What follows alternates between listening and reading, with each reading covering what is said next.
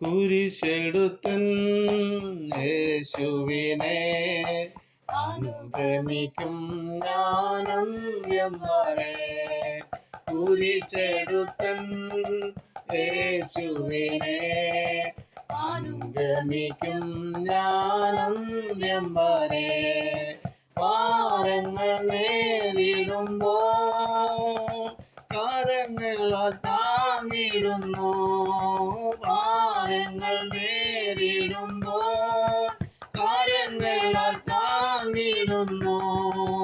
മരണത്തിൻ താഴ്വരെ അതിലുമെന്നെ പിരിയാത്ത മാധുര്യ നല്ല സഹിത.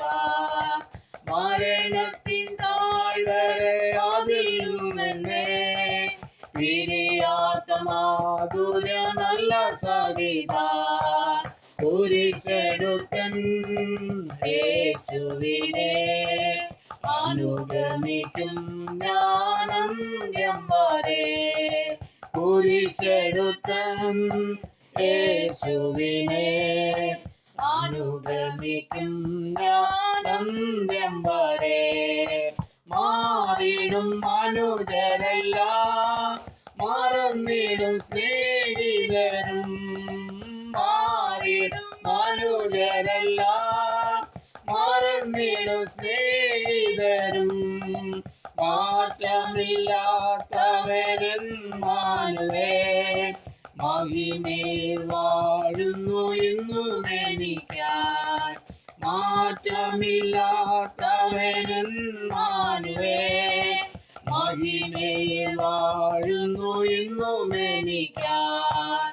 കുരിശെടുത്തൻ യേശുവിനെ അനുഗമിക്കും ഞാനന്ത്യം വരെ.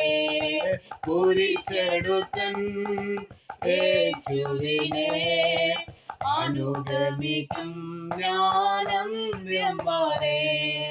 കർത്താവായ യേശുക്രിസ്തുവിൻ്റെ നിസ്തുല്യ നാമത്തിൽ എല്ലാ പ്രിയ ശ്രോതാക്കൾക്കും സ്നേഹവന്ദനം. ഇന്നത്തെ നമ്മുടെ ചിന്തയ്ക്കായിട്ട് എബ്രായലേഖനം 12-ാം അധ്യായം 2-ാം വാക്യത്തെ ആസ്പദമാക്കി വിശ്വാസന നായൻ പൂർത്തിയായ യേശുവിനെ നോക്കുക എന്നുള്ള ഒരു വിഷയമാണ് ഓർപ്പിപ്പാൻ ആഗ്രഹിക്കുന്നത്. അതായത് ദൈവത്തിൽ ശ്രദ്ധ കേന്ദ്രീകരിക്കുക. ഒരു യുവതി ചർച്ചിൽ ചെന്നിട്ട് പുരോഹിതനോട് പറഞ്ഞു, ഞാൻ ഇനി മുതൽ ചർച്ചിൽ വരുന്നില്ല. പുരോഹിതൻ കാര്യം തിരക്കിയപ്പോൾ അവൾ പറഞ്ഞത്, ആരാധനയിൽ വരുന്നവരിൽ പലരും ഫോണിൽ ശ്രദ്ധ ചെലുത്തുന്നു. മറ്റു ചിലർ മാസികകൾ വായിച്ച് സമയം തീർക്കുന്നു. മറ്റു ചിലർ തമാശകൾ പറഞ്ഞ് കൂട്ടം കൂടി നിൽക്കുന്നു. അതിനാൽ എനിക്ക് പള്ളിയിൽ വരുവാൻ താല്പര്യമില്ല. പുരോഹിതൻ പറഞ്ഞു, ഞാൻ അതിന് ഒരു പരിഹാരം ഉണ്ടാക്കാം. നീ 2 ഗ്ലാസ്സിൽ വെള്ളം നിറച്ച് കയ്യിൽ പിടിച്ച് പള്ളിക്ക് ചുറ്റും 2 തവണ പ്രദക്ഷിണം ചെയ്യണം. ഗ്ലാസ്സിലെ വെള്ളം കുറവാൻ പാടില്ല. യുവതി പുരോഹിതൻ പറഞ്ഞതുപോലെ ഗ്ലാസ്സിൽ വെള്ളം നിറച്ച് പള്ളിക്ക് ചുറ്റും പ്രദക്ഷിണം നടത്തി. അവളുടെ ശ്രദ്ധ മുഴുവൻ ഗ്ലാസ്സിലെ വെള്ളം നിലത്ത് വീഴാതെ സൂക്ഷിക്കുന്നതായിരുന്നു. പള്ളിക്ക് ചുറ്റും 2 പ്രാവശ്യം പ്രദക്ഷിണം ചെയ്ത ശേഷം ഗ്ലാസുമായി പുരോഹിതനെ സമീപിച്ചു. പുരോഹിതൻ യുവതിയോട് ചോദിച്ചു, ഇന്ന് പള്ളിയിൽ വന്നവരിൽ എത്ര പേർ ഫോൺ ഉപയോഗിച്ചു? എത്ര പേർ വായനയിൽ മുഴുകിയിരുന്നു? യുവതി പറഞ്ഞു, അയ്യോ, ഞാൻ അതൊന്നും ശ്രദ്ധിച്ചില്ല. എൻ്റെ ശ്രദ്ധ മുഴുവൻ ഞാൻ പിടിച്ചിരുന്ന ഗ്ലാസ്സിലെ വെള്ളം താഴെ പോകാതെ സൂക്ഷിക്കുകയായിരുന്നു.